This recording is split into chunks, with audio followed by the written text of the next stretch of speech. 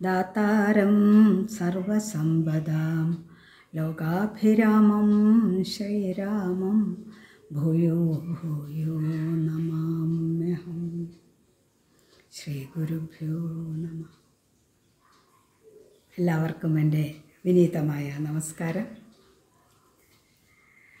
അസതോമാ സദ്ഗമയ എന്ന വേദപ്രാർത്ഥനയെ ഉദാഹരിക്കുന്നതാണ് രാമായണ കാവ്യം. ഒരു മനുഷ്യനായി പിറന്ന് തൻ്റെ പ്രവൃത്തികളിലൂടെ, ചിന്തകളിലൂടെ, വാക്കുകളിലൂടെ എങ്ങനെയാണ് ഒരാൾക്ക് ഈശ്വരനായി തീരാൻ സാധിക്കുക എന്നതിനുള്ള മാർഗനിർദ്ദേശം നമുക്ക് രാമായണം തരുന്നുണ്ട്. എങ്ങനെയാണ് ഈ മാർഗനിർദ്ദേശം തരുന്നത്? എങ്ങനെയാണ് നമ്മുടെ ഉള്ളിലുള്ള അജ്ഞാനത്തെ നീക്കുന്നത്? അജ്ഞാനമാകുന്ന ഇരുട്ടിനെ നീക്കുന്നതാണല്ലോ രാമായണം. ഉള്ളിലെ രാമായണം അതിനുള്ള തീ രാമായണം, നിത്യവും പാരായണം അതിനുത്തമം രാമായണം എന്ന് പറയാറുണ്ടല്ലോ. അപ്പോൾ ഈ അജ്ഞാനം നമ്മുടെ ഉള്ളിൽ നിറഞ്ഞു നിൽക്കുന്ന ഈ അജ്ഞാനമാകുന്ന ഇരുട്ടിനെ എങ്ങനെയാണ് രാമായണം ഇല്ലാതെയാക്കുന്നത് എന്നാണെങ്കിൽ, വിവിധ കഥാപാത്രങ്ങളെ നമ്മുടെ മുമ്പിൽ അവതരിപ്പിക്കുകയാണ്.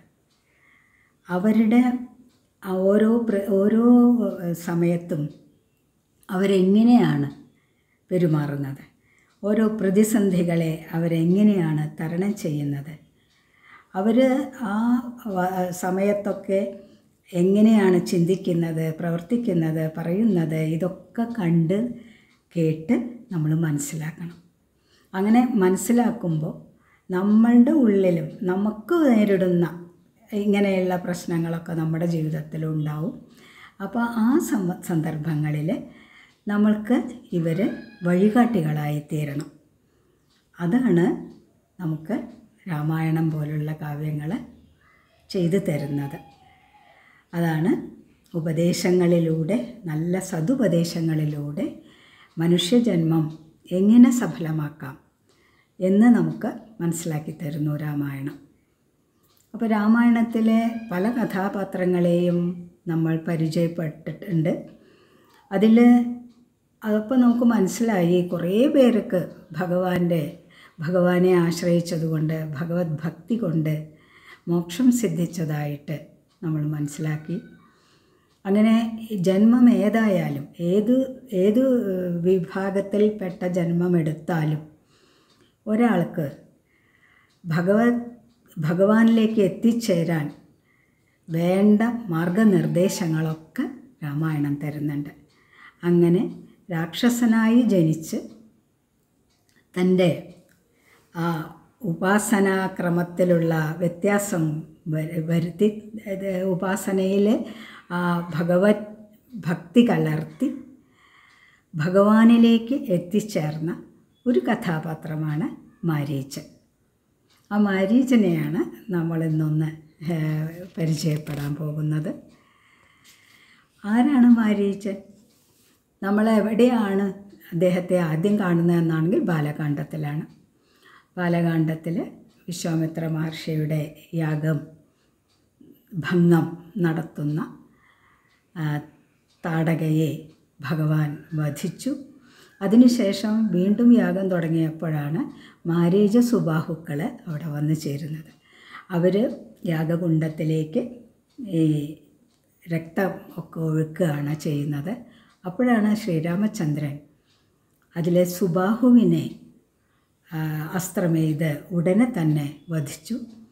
കൂടെ ഉണ്ടായിരുന്ന മാരീചനെ മാനവാസ്ത്രം എയ്ത് ഓടിക്കുകയാണ് ചെയ്തത്. അവിടെ പറയുന്നുണ്ട് വാൽമീകി രാമായണത്തിൽ, സതേന പരമാസ്ത്രേണ മാനവേന സമാഹത സമ്പൂർണം യോജനശതം ക്ഷിപ്തസാഗര സംപ്ലവേ മോഹയിത്വാ നയത്യേനം നച പ്രാണേർവിയുജ്യതേ. അതായത് രാമബാണത്തിൻ്റെ അതിഭീകരമായ ശബ്ദം കേട്ട് കടലിൻ്റെ മറുകരയിൽ തെറിച്ചു വീണു അത്രേ മാരീചൻ. അങ്ങനെ മോഹിപ്പിക്കുകയേ ചെയ്തുള്ളൂ ഭഗവാൻ. ഭീതി കൊണ്ട് പായുന്ന മാരീചനെയും പിന്നാലെ പോകുന്ന ശരത്തെയുമാണ് നാം അധ്യാത്മരാമായണത്തിൽ കാണുന്നത്. എവിടെയും രക്ഷയില്ലാതെ സമുദ്രത്തിൽ ചാടി, പക്ഷെ ബാണം പിന്നാലെ അവിടെയും എത്തി. പിന്നെ മറ്റെങ്ങും ഒരു ശരണമില്ലാഞ്ഞവൻ എന്നെ രക്ഷിക്കണമെന്ന ഭയം പൊക്കിയിടിനാൻ. ഭക്തവത്സലന ഭയം കൊടുത്തതുമൂലം ഭക്തനായി വന്നാനന്നു തുടങ്ങി മാരീചനും. ഭഗവാൻ ആ ബാണത്തെ ഭയന്ന് വന്ന ആ ഭക്തന് തനിക്ക് ആരുമില്ല ഇനി അഭയം തരാൻ എന്ന് മനസ്സിലാക്കിക്കൊണ്ടാണ് വന്നത്. ഇത് നമ്മുടെ ജീവിതത്തിലൊക്കെ സംഭവിക്കാറുണ്ട് ഇല്ലേ? ആദ്യം നമ്മളെ രക്ഷിക്കാൻ എൻ്റെ വീട്ടുകാരുണ്ട്, എൻ്റെ മകനുണ്ട്, മകളുണ്ട്, ഭർത്താവുണ്ട്, ഇതൊക്കെ നമ്മൾ ചിന്തിക്കും. അവസാനം അവർക്കൊന്നും രക്ഷിക്കാൻ സാധിക്കില്ല എന്നങ്ങോട്ട് ഉറപ്പാവുമ്പോഴാണ് ഭഗവാനിലേക്ക് മുഴുവൻ ഭക്തിയോടും കൂടി നമ്മൾ വന്നു ചേരാറ്. അങ്ങനെ ഈ മാരീചനും അങ്ങനെയാണ് സംഭവിച്ചത്. മാരീചൻ ഭഗവാനെ ശരണം പ്രാപിച്ച ആൾക്കാരെ ഭഗവാൻ കൈവെടിയില്ല. അങ്ങനെ ഈ മാരീചനും അഭയം നൽകുകയാണ്. അതിനുശേഷം ഈ രാമബാണത്തെ ഭയന്ന് കുറേ കാലം കൂടി ആ ഭയം ഉണ്ട്. അവസാനം വരെ ആ ഭയം ഉണ്ടായിരുന്നു അദ്ദേഹത്തിന്. എന്നാലും ബാണത്തിന് ഭയന്ന് കുറേ ഇങ്ങനെ കഴിഞ്ഞപ്പോൾ രാമനെ തന്നെ ചിന്തിച്ച് വേണ്ടത്ര പക്വതയൊക്കെ മനസ്സിന് വന്നു ചേർന്നു. പക്വത വന്നതോടുകൂടി തൻ്റെ ആ അഹങ്കാരമെല്ലാം ഇല്ലാതാവുകയും ആ ദുഷ്ടതകളൊക്കെ ഇല്ലാതെയായിട്ട് നല്ല പരമഭക്തനായിട്ട് മാറുകയും ചെയ്യുകയാണ് നമ്മുടെ മാരീചൻ. ആ സമയത്താണ് അങ്ങനെ തപസ്വിയായി കഴിയായിരുന്നു അദ്ദേഹം. അങ്ങനെ ഇരിക്കുമ്പോഴാണ് നമ്മുടെ രാവണൻ്റെ വരവ്. രാവണൻ എന്തിനാ വന്നത്? ഇങ്ങനെ പേടിച്ച് എന്ന് കേൾക്കുമ്പോഴേക്കും രാമനെ ഓർമ്മ വന്ന് പേടിച്ച് കഴിയുന്ന ആ മാരീചൻ്റെ അടുത്തേക്ക് രാമനെ കബളിപ്പിക്കാനുള്ള ഒരു തന്ത്രമായിട്ടാണ് മാരീചനെ നിയോഗിക്കാൻ പോകുന്നത്. അത് കേട്ടതോടുകൂടി മാരീചൻ ആകെ പരിഭ്രമിച്ചു, ഭയന്നു. എന്നിട്ട് പറഞ്ഞു, നിനക്ക് രാമനെക്കുറിച്ച് അറിയാഞ്ഞിട്ടാണ്. രാമനെ ജയിക്കാൻ ആർക്കും സാധ്യമല്ല. നീ നിൻ്റെ അഹങ്കാരം കൊണ്ട്, നിൻ്റെ ധാർഷ്ട്യം കൊണ്ട് നിനക്ക് തോന്നുകയാണ് അദ്ദേഹത്തെ ജയിക്കാമെന്ന്. അദ്ദേഹത്തെ ജയിക്കാമെന്ന് പറഞ്ഞാൽ ഇവിടെ ഇപ്പോൾ മായ കാണിച്ചിട്ടാണ്, ഒരു നേരിട്ട് യുദ്ധം ചെയ്തിട്ടൊന്നും അല്ല. അപ്പോൾ ഇങ്ങനെ ജയിക്കാൻ പറ്റുമെന്ന് ശൂർപ്പണഖ പറഞ്ഞു. മായ കൊണ്ട് മോഹിപ്പിച്ചിട്ട് സീതയെ കൊണ്ടുവരണം, അല്ലാതെ പറ്റില്ല എന്ന് പറഞ്ഞിരുന്നല്ലോ. അപ്പോൾ അതുകൊണ്ട് നീ ഒരു പൊന്മാനായിട്ട് അവിടെ ചെല്ലണം, ശ്രീരാമ ലക്ഷ്മണന്മാരെ അകറ്റണം. ആ സമയം നോക്കി ഞാൻ സീതാദേവിയെ അപഹരിച്ചു കൊണ്ടുവരും, അത് നീ ചെയ്യണം എന്ന് പറഞ്ഞപ്പോൾ കുറേ ഉപദേശങ്ങളൊക്കെ കൊടുത്തു. പക്ഷേ നമുക്ക് നമ്മുടെ മനസ്സിലൊരാഗ്രഹം ഉണ്ടായിക്കഴിഞ്ഞാൽ എങ്ങനെയാണ് അത് കിട്ടണം? അത് കിട്ടുന്നതിന് തടസ്സങ്ങളായ എന്തിനേയും നമുക്ക് അതിജീവിക്കാൻ സാധിക്കുമെന്ന് നമുക്ക് തോന്നും. അതിനുവേണ്ടി നമ്മൾ ശ്രമിക്കും.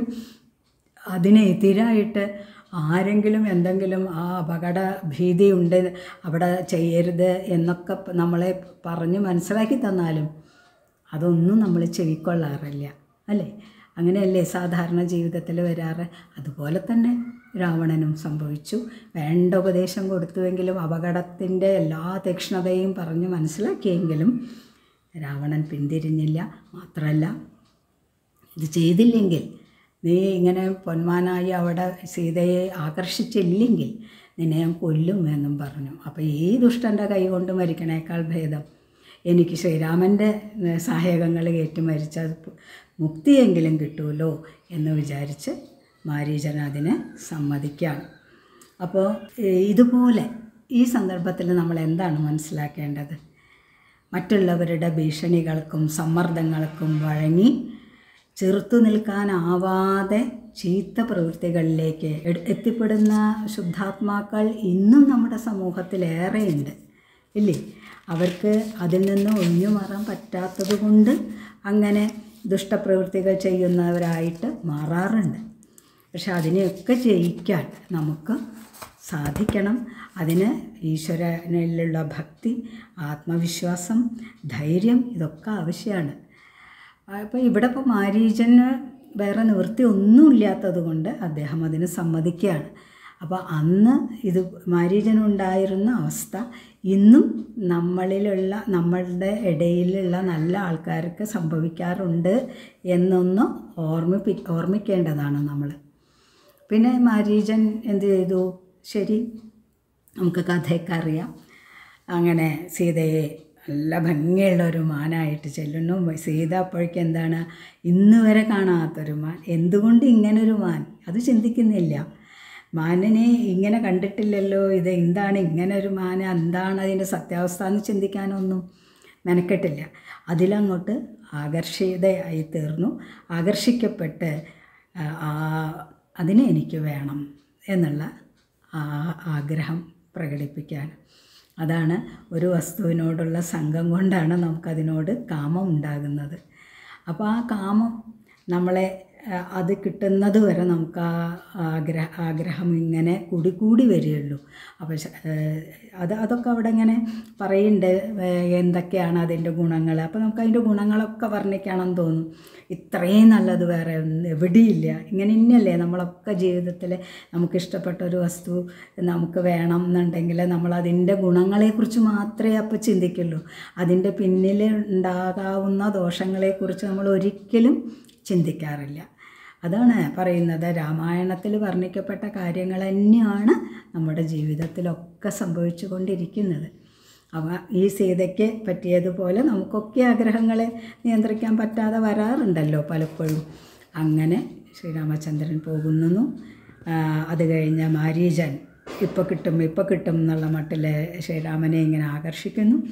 പക്ഷേ കിട്ടില്ല എന്ന് മനസ്സിലായപ്പോൾ രാമൻ പിന്നെ അധിക നേരം കുറേ ദൂരത്തേക്ക് കൊണ്ടുപോയി. അതായിരുന്നല്ലോ ദൗത്യം. കുറേ ദൂരത്തേക്ക് കൊണ്ടുപോയി. പിന്നെ അവസാനം രാമൻ്റെ അമ്പേറ്റ് വീഴുന്ന സമയത്ത് ഹാഹാ സീതേ ലക്ഷ്മണ മമ ഭ്രാതാവേ സഹോദര ഹാഹാമേ വിധിബലം പാഹിമാം ദയാനിധേ എന്ന് ശ്രീരാമൻ്റെ ശബ്ദത്തിൽ ആർത്തനാദത്തോടെയാണ് അവിടെ വീഴുന്നത്. ദൂരെ നിന്നുള്ള ഈ ശബ്ദം ഭഗവാന്റെ ആ കരച്ചിൽ കേട്ടപ്പോൾ സീതാദേവിയിലെ ഭാര്യ ഉണരുകയാണ്. വല്ലാത്ത പരിഭ്രമമായി സീതാദേവിക്ക്. ഏതൊരു സ്ത്രീക്കായാലും ഉണ്ടാവും. പക്ഷേ ലക്ഷ്മണൻ പറയുന്നുണ്ട്, എൻ്റെ ഏട്ടനെ തോൽപ്പിക്കാൻ ആർക്കും ആവില്ല ദേവി, അദ്ദേഹത്തിനോട് തോൽക്കുകയുള്ളൂ എല്ലാവരും. അങ്ങനെ ഒരു കരച്ചിൽ എൻ്റെ ഏട്ടൻ്റെ വായിൽ നിന്നും വരില്ല എന്നൊക്കെ പറഞ്ഞു. പക്ഷേ അതൊന്നും കേൾക്കാൻ സീതാദേവിക്ക് അപ്പോൾ മനസ്സുണ്ടായിരുന്നില്ല എന്നുള്ളതാണ്. അത് മാത്രമല്ല ലക്ഷ്മണകുമാരനെ അധിക്ഷേപിച്ച് സംസാരിക്കുകയും ചെയ്തു. അത് കേട്ടതോടുകൂടി അപ്പോൾ നമ്മൾ ഇന്ന് വരെ സീതാദേവി അങ്ങനെ ഒന്നും സംസാരിച്ചിട്ടില്ല ലക്ഷ്മണനോട്. വളരെ സ്നേഹത്തോടെയും ഒക്കെ തന്നെയാണ് ഇതുവരെ ഉണ്ടായിട്ടുള്ളൂ. പക്ഷേ ഇങ്ങനെയുള്ളൊരു സന്ദർഭം വന്നു കഴിഞ്ഞപ്പോൾ തൻ്റെ ഭർത്താവിന് എന്തൊക്കെയോ സംഭവിച്ചു എന്നുള്ള ആ ഒരു തീക്ഷ്ണമായ വികാരം വന്നപ്പോൾ സീതാദേവിയിൽ നിന്ന് പോലും ആ വിവേകം നഷ്ടപ്പെട്ടു എന്ന് നമ്മൾ മനസ്സിലാക്കണം. അപ്പോൾ ഇങ്ങനെയുള്ള സന്ദർഭങ്ങളിൽ സീതാദേവിക്ക് നഷ്ടപ്പെട്ട ആ ഒരു തിരിച്ചറിവ് നമ്മളിൽ നിന്ന് നഷ്ടപ്പെടാതെ നമ്മൾ നോക്കണം. ഇല്ലെങ്കിൽ എന്താ സംഭവിക്കുക? സീതാദേവിക്ക് പിന്നീട് സംഭവിച്ച ദുരന്തങ്ങളൊക്കെ നമ്മുടെ ജീവിതത്തിലും ഉണ്ടാകും. അപ്പോൾ ഈ കഥാഭാഗം നമ്മൾ വായിക്കുന്ന സമയത്ത് സീതാദേവി അങ്ങനെ പറഞ്ഞു ഇങ്ങനെ പറഞ്ഞു എന്നല്ല നമ്മൾ ശ്രദ്ധിക്കേണ്ടത്. ഇതുപോലെ ഞാൻ പറയില്ല, ഇതുപോലെ ഞാൻ ആവാതിരിക്കാൻ ഞാൻ ശ്രമിക്കും എന്ന നിശ്ചയമാണ് നമ്മൾ എടുക്കേണ്ടത്. അങ്ങനെ ആയാലേ നമ്മുടെ ജീവിതത്തിലേക്ക് രാമായണത്തിൻ്റെ ആ ഒരു സ്വാധീനം ഉണ്ടാവുള്ളൂ. അങ്ങനെ നമ്മൾ നന്നാവുള്ളൂ. അപ്പോൾ അങ്ങനെ സീതാദേവിയുടെ വാക്ക് കേട്ട് ലക്ഷ്മണകുമാരൻ പോയി. സംഭവിക്കാനുള്ളത് എന്തായാലും രാവണൻ കാത്തു നിൽക്കായിരുന്നു. രണ്ടുപേരും പോയി. ഇനി എനിക്ക് അപഹരിക്കാം. സീതാദേവിക്ക് അവിടെ ആരുമില്ല സഹായത്തിന്. അങ്ങനെ ഈ മാരീചൻ അപ്പോഴെന്താ ചെയ്തത് എന്നാണെങ്കിൽ തൻ്റെ ദൗത്യത്തിന്, അല്ലെങ്കിൽ ആ വീഴുന്ന സമയത്ത് ഇങ്ങനെ ഉറക്കെ കരയേണ്ട ആവശ്യം ഉണ്ടായിരുന്നു എന്ന് നമുക്ക് തോന്നാം. പക്ഷേ താൻ എന്തിനാണോ വന്നത് ആ ദൗത്യം വളരെ ആത്മാർത്ഥതയോടുകൂടി ചെയ്തു എന്നാണ് നമ്മൾ മനസ്സിലാക്കേണ്ടത്. അപ്പോൾ ഇതിൽ നിന്ന് നമ്മൾ എന്ത് മനസ്സിലാക്കണം?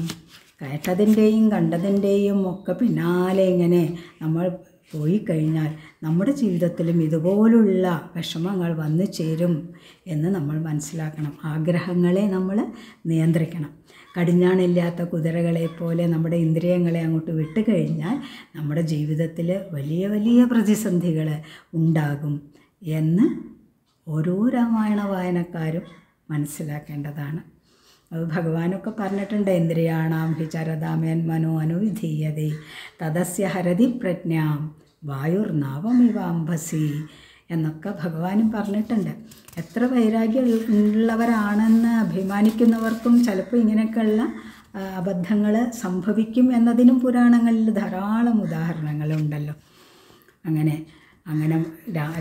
മാരീചൻ്റെ ദൗത്യം അവിടെ തീരാണ്. രാമസായകമേറ്റ് മുക്തി കിട്ടുന്നുണ്ട് മാരീചന്. അപ്പോൾ അതൊരു മാരീചൻ്റെ പൂർവ്വജന്മത്തിൽ അദ്ദേഹം വിഷ്ണുവിൻ്റെ കോപത്തിന് വിഷ്ണുവിന് എന്തോ അസ്വരസം ഉണ്ടായി അദ്ദേഹത്തിനോട് എന്നും അതുകൊണ്ടാണ് അദ്ദേഹത്തിന് രാക്ഷസ ജന്മം കിട്ടിയത് എന്നും പിന്നെ ശ്രീരാമാവതാരത്തിൽ വിഷ്ണു ശരം തറച്ച് കഴിഞ്ഞാൽ ആ പൂർവസ്ഥിതി കിട്ടുമെന്നുള്ള ശാപമോക്ഷവും ഉണ്ടായിരുന്നു എന്നും കഥയുണ്ട്. അപ്പോൾ അതേതായാലും ഇവിടെ സിദ്ധിച്ചു. ഇനി മാരീചൻ നമ്മളെ എന്തൊക്കെയാണ് പഠിപ്പിക്കുന്നത് എന്നൊന്നും കൂടി നോക്കാം നമുക്ക്. മാരീചൻ ഒരു മരുമരീചിക പോലെയാണ് എന്ന് തോന്നാറുണ്ട് അല്ലേ? എന്താണത്? കൊതിപ്പിച്ച് കരയിപ്പിക്കുക, അതാണ് സ്വഭാവം. ഇപ്പോൾ മരീചിക അങ്ങനെയാണല്ലോ, ദാഹിച്ച് വലഞ്ഞ് മരുഭൂമിയിലൂടെ പോകുന്ന സമയത്ത് വെള്ളമുണ്ട് അത് അവിടെ അത്ര ദൂരം പോയാൽ വെള്ളം കിട്ടും എന്ന് നമുക്കിങ്ങനെ തോന്നും. അങ്ങനെ നമ്മൾ അതിൻ്റെ അടുത്തേക്ക് ഇങ്ങനെ ഓടിച്ചെല്ലാണ് ചെയ്യുന്നത്. അവിടെ ചെല്ലുമ്പോഴോ വെറും മണൽ മാത്രമാണ് ഉണ്ടാവുന്നത്. അപ്പോൾ അതുവരെ ഉണ്ടായിരുന്ന നമ്മുടെ കൊതി, ആഗ്രഹം ഒക്കെ ഇങ്ങനെ സങ്കടമായിട്ട് നമ്മുടെ കണ്ണിൽ കൂടെ വരൂല്ലേ. ഇതേപോലെ എത്ര അനുഭവങ്ങളെ പിന്നെയും പോവാതിരിക്കുമോ നമ്മൾ? അങ്ങനെയുള്ള ആഗ്രഹങ്ങൾ നമ്മളെ പിന്നെയും ഇതുപോലെ തന്നെ കൊണ്ടുപോകും പല സമയത്തും. ഒരു പ്രാവശ്യം അബദ്ധം പറ്റിയെന്ന് വിചാരിച്ച് നമ്മളതൊന്ന് പിൻവാങ്ങാറില്ല. വീണ്ടും നമ്മൾ അതേ അബദ്ധങ്ങളിലേക്ക് പോകാറുമുണ്ട്. അപ്പോൾ എപ്പോഴും ഈ സത്യത്തിൽ ഓരോ ആഗ്രഹങ്ങളും നമ്മളിലുണ്ടാകുമ്പോൾ ഈ മാരീചൻ്റെ ഓർമ്മ നമുക്കുണ്ടാവണം. അപ്പോൾ അത് കിട്ടിയാലുള്ള ദൂഷ്യവശങ്ങളെക്കുറിച്ചുള്ള മുന്നറിയിപ്പുകളൊന്നും നമ്മൾ ഗൗനിക്കാറുമില്ല. ഇത് തന്നെയാണ് ശരി എന്ന നിലപാടിലാവും നമ്മൾ. ഇപ്പോൾ ഇന്നത്തെ കാലത്ത് അഭിനവ മാരീചന്മാർ മൊബൈലിൽ കൂടെയാണ് സീതമാരെ ആകർഷിക്കുന്നത് അല്ലേ? എത്ര പെൺകുട്ടികൾ ഈ മാരീചന്മാരെ ആകർഷിച്ച് നശിപ്പിക്കാറില്ലേ?